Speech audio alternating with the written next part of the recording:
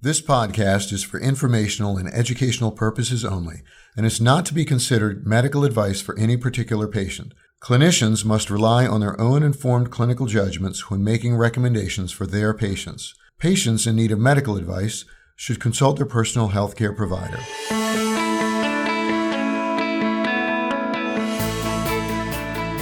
From UPMC Children's Hospital of Pittsburgh, welcome to That's Pediatrics. I'm your host, John Williams, Chief of the Division of Pediatric Infectious Diseases. And I'm Steph Dewar, a member of the Division of Pediatric Hospital Medicine, Vice Chair of Clinical Affairs, and Pediatric Residency Program Director. Today we have the pleasure of welcoming Dr. Anna Radovich from the Division of Adolescent and Young Adult Medicine, who's here to tell us a little bit about the activity in her division. Welcome. It's so good to have you here today. Thanks for having me all the way from Oakland over here in Lawrenceville. Well, we're glad that you could join us, especially on kind of a windy day. Yes. And we were just so curious to hear about what's happening in your division and what types of patients are you guys serving these days? Yeah. So I feel like adolescent divisions across different hospitals are going to be kind of completely different and exactly the same in terms of we are all interacting with vulnerable adolescents, but some in different ways. So some have more of a focus on eating disorder, and that's their main thing. Others have more of a focus on reproductive health. But it's really amazing being part of a group of adolescent medicine doctors and advanced practice practitioners and social workers who are really dedicated to helping adolescents in a variety of ways. So what makes our division unique is kind of we have our reach in multiple areas. So we have our main clinic that's in Oakland, where we're providing some primary care services and then some subspecialty adolescent medicine services. And the way I describe it to budding medical students is that really anything you think of that an adolescent would need, we kind of do more of. So we do more reproductive care and have some training in reproductive health. But then we're also really lucky to have Serena Chan here at Children's, who is a pediatric and adolescent gynecologist. So that way, if they need surgery or if they need those types of specialty services, we can refer to her. We also have a gender and sexual development program where we've been seeing a lot of patients who have questions about their gender or considering transitioning. We have access to psychologists who have specialty areas in that field. We have a group of social workers who are really dedicated to that program. So when families are coming in from far away, they're meeting individually with the parent, they're meeting individually with the child.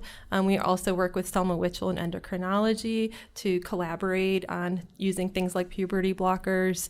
And then we also have an integrated behavioral health program, and that's something I've been really passionate about developing. So we have a collaboration with the School of Social Work, and we have embedded social work trainees who are learning about our integrated behavioral health system. So unlike having maybe a therapist just available down the hall, we are seeing our patients and addressing mental health issues and bringing our social work team member in to develop a treatment plan together, and then sometimes referring them to therapists that we work with in our clinic and really kind of going back and forth about that treatment plan. We also have a psychiatrist who's coming once a week to work with us. So we're really an integrated team, kind of taking a deeper dive into those adolescent issues. But that's only specifically our clinic in Oakland. We also have satellite offices in the north and south, and then here at the main Children's Hospital. But we also have reach in the community, and thinking about the community is really important to us in adolescent medicine. So the number 1 and 2 cause of death in adolescents are, accidents and then suicide and homicide. And luckily, adolescents are relatively healthy. They were either, someone was really sick as a child and already kind of knows that they have some kind of chronic illness, or they might develop a chronic illness as they transition into adulthood. But during adolescence, we kind of know where they stand, and we're really worried about their emotional development and then their environment. So One place we have a large role is being the medical director of our juvenile detention center at Schumann. So we're really seeing adolescents who are at the highest risk. It kind of everything fell through the cracks and then they got there, and kind of what's going on when that happens. But then also thinking about what are ways we can prevent violence or reach out to vulnerable youth. So we're lucky to be the owners of the Caremobile, the Ronald McDonald Caremobile, where we have some really great nurses and advanced practice practitioners going out into the community where they don't really have access to care, and being available in parking lot close to a school, so they kids who wouldn't normally be able to get their well visits are able to come in. And then also we have nurses and social workers at the 412 Youth Zone, which is kind of like it's not a homeless shelter, but it's a drop-in center for homeless youth who are downtown. And I also provide college health services at Carlow University. But not only that, we have a lot of research that's in the community. So our division head, Liz Miller, knows everything that's going on for kids in the community and adolescents in the community, and is really well connected with all the community agencies who really care about our patients, and trying to hear their concerns and think about how we can conduct research that benefits these adolescents. So one example is one of our faculty, Allison Silva, is really an advocate for violence prevention. And so we've developed this ET3 program that has been used at other institutions to really provide some ongoing care to some of young people who are experiencing violence in the community. So when someone is admitted to Children's who's had been a victim of gun violence, we want them to be treated for their medical injury. But what kind of happens when they leave with that traumatic situation that happened? Is there going to be retaliation? Are they going to be safe in their community? And are they hooked up to a primary care provider, because the effects of trauma and knowing whether or not something will be a long-lasting mental health problem because of trauma, you won't know that right away. So Allison is involved in violence prevention research. She's really involved in advocacy for violence prevention in the community, and has this clinical practice with our social work team. That's a special program for these kids so that we can help coordinate care and work with other violence prevention agencies in the community. So you can see kind of how we're thinking about adolescent health more than just what we can do in our clinic walls. That is an impressive summary of what's happening in your division. It's so interesting to think about the different ways that we can interface with adolescents and young adults. And I know that you have a specific research interest involving social media and some online resources. I'm wondering if you could tell us a little bit about those projects. Sure. So my main research interest is in mental health services. Depression and suicidality are rising in adolescents, but only a third to a fourth of teens will get treatment. And on average, it takes 10 years from their first symptoms to getting treatment.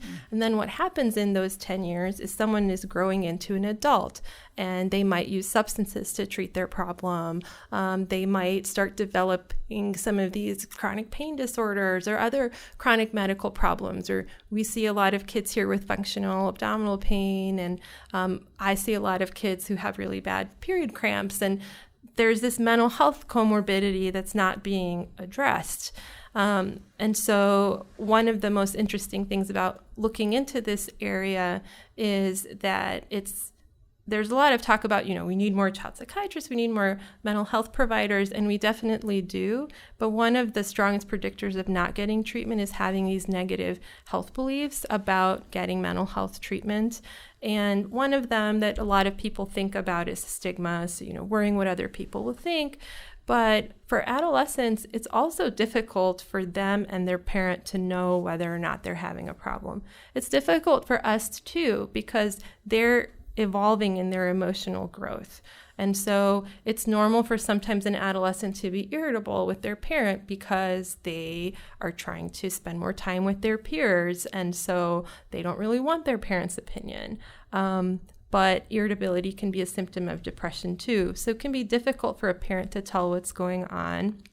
And then as well for teens, they're really thinking about, I'm so unique, nobody else is going through this except for me. So it's tough for them to kind of pinpoint that they're having a problem, but also the actual symptoms of mental illness make you not want to get treatment. So if you're very socially anxious, you don't want to come and sit with a new adult in a room and tell them all of your problems. You're really kind of like worried about that.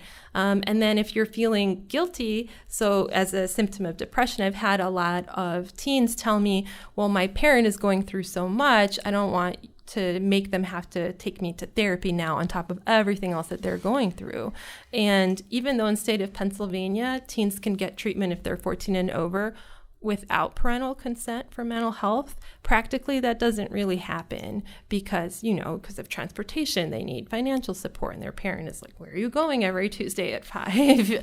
And one thing that we don't have as much of, although there's some mental health providers that contract with schools, we don't have as many school-based health centers as they do in some other parts of the country. So this is a big issue that was concerning to me. And then as an adolescent medicine provider, I kind of feel like I'm in the middle. So I do some primary care, but I'm in an academic center. I have access to more resources. I have kind of what I need to do a really good job of it.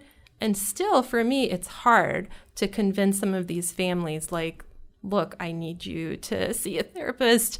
And I'll see kids who maybe I haven't seen them in a year, and in between they'll have had a suicide attempt. And so you just wonder, like, what could I have done? And that's what's really neat about doing research in this area, because the more and more I looked into it, the more I saw this is kind of a big problem that's not being addressed.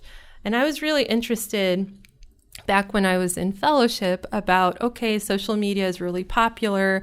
Is there any way we can capitalize on this to reach young people? And there was some work in this area, but not as much specifically in depressed teens. And so we have an amazing clinic at Western Psychiatric Hospital called the STAR Center, which is stands for Services for Teens at Risk. And it is for depressed teens who have severe symptoms or suicidality, and they really get a very intensive evaluation, and then they are in group therapy, learning about cognitive behavioral therapy skills. They're in individual therapy. They're getting access to experts in psychiatry who know this area really well. And I interviewed them and their parents about how are you using social media, because I started learning about human-computer interaction techniques. So, everyone kind of is thinking, oh yeah, let's just, throw technology at this problem and it'll make it better. But you don't really know, like, how would someone perceive whatever technology you gave them? Like, would they like it? Would they think this is a joke? Because we know, you kind of look at something once, and if you don't like it, you never use it again. And so the first step of that is really asking people, how are they using the technology that they use now, and what needs is it meeting and what needs is it not meeting?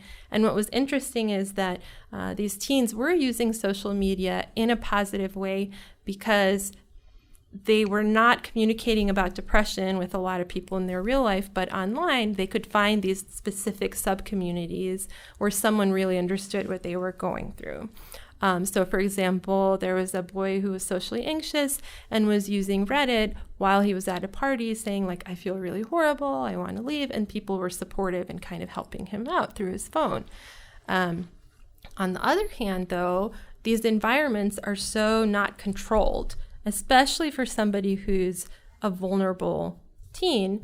And so this girl described how she was following her favorite band on Instagram, and that can make her feel good. But then she saw pictures of that band member self-harming, and that was something she was trying to avoid.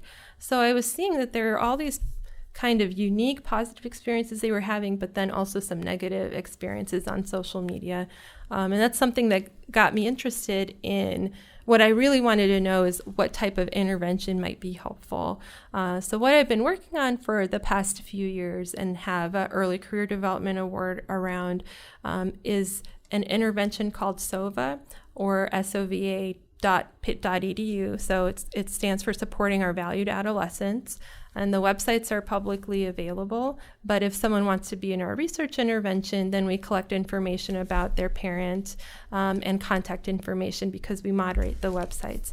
And every day there's a new blog post that's written, and it's trying to address informally some of these ideas, like why might someone feel guilty about seeking treatment, or what would it be like to sit down with a therapist, or what is anxiety, or things like that. And the goal is that there's also an accompanying parent site called Wise SOVA that the teen would look at the site, the parent would look at their site, and kind of have some of these things normalized. So instead of someone just saying, you need to go see a therapist, they would see like, but you might feel kind of weird about this, and here's why. And then another thing we feature is we have these young people called SOVA ambassadors. So 20% of our articles are written by other young people anonymously sharing their experiences with mental health. And the neat thing is, like, when you work with adolescents, it's so kind of refreshing. So they're always saying things honestly, frankly, with their own kind of spin on it. And we could never pretend to like be able to say the same thing in the same way. And so I tell like trainees, the number one rule is don't make any assumptions with your adolescents, but kind of helping them develop their strengths and convert whatever situation they went to is what I'm trying to do, is kind of make them resilient through sharing their story. So I'm measuring to see whether these blogging ambassadors experience any benefit, but I'm also hoping that a young 15-year-old referred to therapy who goes to the site and reads a story by a college student, kind of what it was like for them getting into therapy, is more likely to want to get treatment. So that's my main gig, and then I have some side gigs if you want to hear about That's those. really amazing area because, you have a lot of gigs, Dr. Radovich. So, it's, for one, too bad that there's still a stigma with mental health in 2019, almost 2020, even though nearly every family, if not all families, have been touched by it. Yeah. But I think it's cool. Any of us with teenagers are aware of the sort of dual-edged sword of social media. I think it's really neat the way that you're attempting to, instead of tell them, oh, stay off Twitter, stay off Facebook, because that's not going to happen. You're trying to intervene, keeping them in their sort of social media environment. Right. I think it's really a fascinating approach. Yeah, because if you really think about it, if you think about our social environment, there's like bad places you could go and interact with kind of negative people, and there's good places you could go, but you're not going to go like hide in a hole. And so I feel like social media is like that now. It's everywhere. You're not going to escape it. And so how can you kind of figure out what's the right way to use it, what's the wrong way to use it? And you have to be really mindful of how you're using it and like reflect, like, okay, I went on this site and I don't really feel good going on this or going on in this way. And the latest research that's coming out is a lot more nuanced, looking at, how does it affect you if you use it this way or for this reason? Because there are some support groups online for patients that just don't exist in real life, and patients wouldn't be able to have those kind of experiences and connections in somebody who understands. So there's these really special, I think, social environments online that need to be kind of nurtured, but then these other situations that someone might put themselves into, not purposefully, but then get kind of exposed to bullying and things like that. One of my colleagues just sent me a study that just came out, and it was a longitudinal study over 8 years showing that there wasn't a relationship with depression in teens and social media. So despite what you might hear on the news, there's a lot of conflicting data, and it really depends on how a study was done, what population, for how long, how it was measured. It used to be, right, that like we would recommend from AAP no more than 2 hours of TV or screen time a day. And now like technology use is completely different. Well, I think that's a really interesting take on, you know, the way to keep teens within their social media, but intervene so it can be healthier for them.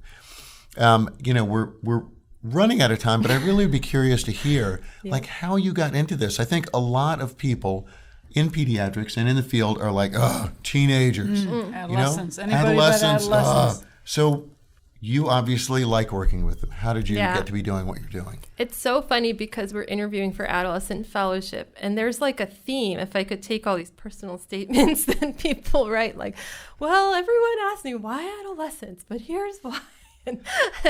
And I think that all of us in adolescent medicine just like really enjoy working with this group who can talk to us, yet they're still like naive and vulnerable and moldable. And so we really like those types of experiences, and we really care about vulnerable youth. But then I think all of us reflect on our adolescence and kind of how we wish it would have been different. You know, I wish I could have taken care of me, or one of my colleagues could have taken care of me instead of my pediatrician who just kind of came in and out of the room like really fast, you know, or things like that. So all of us kind of have those experiences and this love for this kind of population.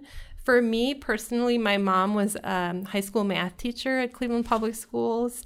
And so I was reflecting on a fellowship applicant who also wrote in their personal statement how her parents were teachers. And I feel like she kind of brought me along when she was tutoring other students, or when, you know, she was running kind of summer programs or this like high steppers program after school. And I was just seeing kind of how she was helping these young people grow their strengths and not thinking about them in a negative way. So I think that was really inspiring. And also in medical school, I was just disheartened by what happens to adults when there's so many ways we can intervene on health problems, but then you know, life happens and there's no one to guide individuals in terms of taking this different healthy trajectory. So for me, those were really the types of experiences that were molding me. And I was always interested in pediatrics and like specifically adolescent health. And now like thinking back on it, I think it was this exposure to my mom and her work with high school students, but also just like during my own adolescence, I was really affected by these types of social issues and vulnerable populations. And it's really neat. Like when you do adolescent medicine, you really feel like you're doing public health, that you're not just thinking about the patient in front of you, but you're thinking about them in their context, in their environment. So I'm grateful this is where I got to. Well, as one of the residency leaders, it's been a real joy to watch you develop through your career as a resident and fellow and now a colleague. So we're so happy to have you here and happy that you're enthused about helping this vulnerable population. Thanks. I would have been grateful to have you or one of your colleagues as my doctor when I was an adolescent. Probably would have helped. Yeah. Well, thank you, Dr. Radovich, so much for joining us. To our listeners, you can find other episodes of That's Pediatrics on iTunes, Google Play Music, and YouTube. Be sure to subscribe to keep up with new content. Please leave us a review and tell us what other topics you'd like our experts to cover. Thanks for listening.